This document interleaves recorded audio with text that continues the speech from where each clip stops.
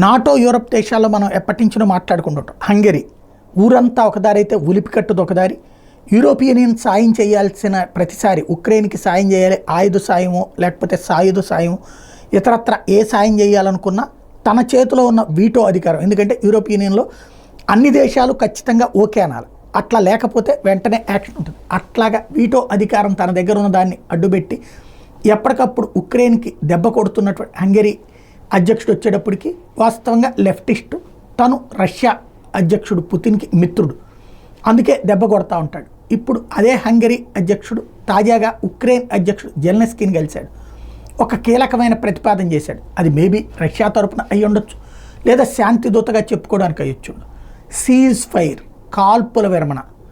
మీరు రష్యా మీద దాడులు చేయదు, రష్యా మీ మీద దాడులు చేయకుండా నేను మాట్లాడతాను, కొన్ని రోజుల పాటు కాల్పుల విరమణ జరిగితే మీ వ్యాపారాలు అవన్నీ సెటరేట్ అవుతాయి, అక్కడ కూడా సెటరేట్ అవుతుంది, ఆ తర్వాతన ప్రశాంతంగా ప్రజలు ఉన్నప్పుడు కూర్చుని చర్చించుకోవచ్చు అన్నటువంటి చేసిన ప్రతిపాదనని ఉక్రెయిన్ అధ్యక్షుడు జెలెన్స్కీ తోసిపుచ్చారు.